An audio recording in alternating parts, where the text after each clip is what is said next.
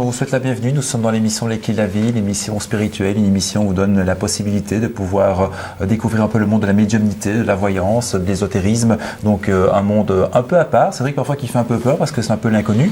Et finalement, on a tous un jour rêvé de connaître son avenir, mais c'est vrai que c'est pas toujours évident de trouver un bon médium, un voyant, parce qu'en général, vous n'êtes pas pignon sur rue.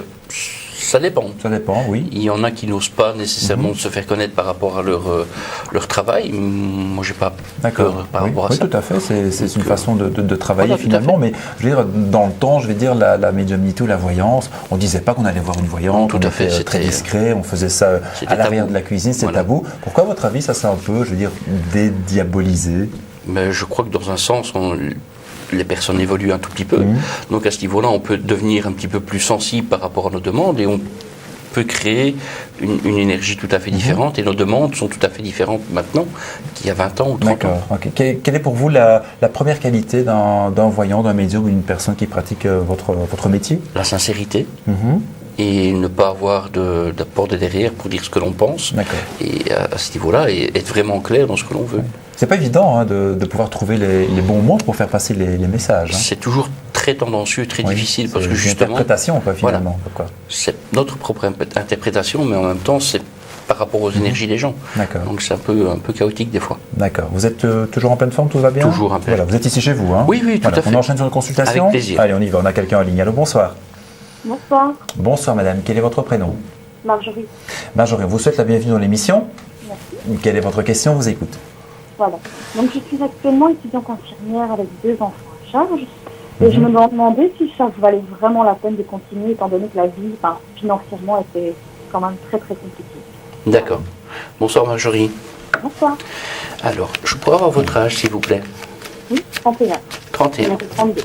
D'accord. Oui. Marjorie, est-ce que je peux éventuellement de bien vous exprimer sur votre téléphone? Oui. D'accord, voilà, c'est gentil, merci. Ainsi, la communication, elle est top. Merci. Alors, est-ce que l'évolution de Marjorie va évoluer? Oui. La question est très claire aussi. Voilà.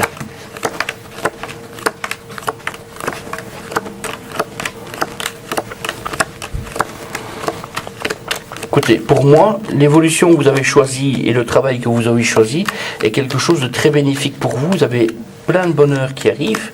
Il y a juste votre crainte par rapport à votre évolution actuelle.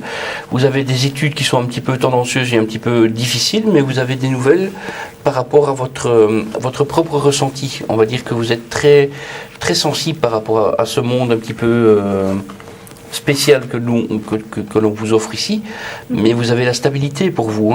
Vous avez la stabilité, vous avez l'arbre qui est bien présente, vous avez la réussite, vous avez un petit peu de difficulté par rapport à l'argent, bien sûr, il est bien sorti là, vous avez des hypocrisies même dessus, mais par rapport au choix que vous allez faire, ça va vous permettre d'évoluer et c'est la fin de la tristesse.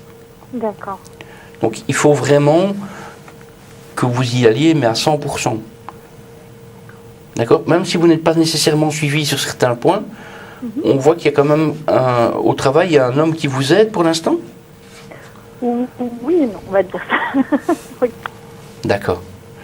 Donc pour moi, la stabilité, elle est bien présente. C'est quelque chose qui va vous permettre d'être vraiment vous, même si vous avez un peu de tristesse pour l'instant, ça va vous permettre de grandir. Je vous remercie. De rien. Vous avez fait le bon choix, sincèrement. Merci. Ça va? Une autre question éventuellement, Marjorie? Non, ça ira, c'est très gentil. D'accord, ok. À votre service, bien. alors pas de souci. On vous souhaite une bonne soirée. Un grand merci à vous. Bonsoir Marjorie, bonne continuation. Merci, au revoir. Alors forcément, donc Didier, les questions financières trouvent réponse également chez vous. Je pense que c'est le nerf de la guerre quand on a des fins de mois difficiles, des factures qui s'accumulent ou tout simplement des projets immobiliers qui génèrent pas mal de frais. C'est toujours tendancieux à l'heure actuelle. C'est vrai que l'argent est le nerf de la guerre, comme vous dites. Maintenant, c'est quelque chose que l'on peut essayer de gérer autrement, juste prendre conscience qu'on a notre valeur et qu'on peut y arriver. D'accord. Déjà, la pensée positive peut vous aider justement à évoluer correctement. D'accord. Une autre façon éventuellement de pouvoir savoir s'il y a éventuellement une belle rentrée d'argent, c'est de nous envoyer un SMS au 70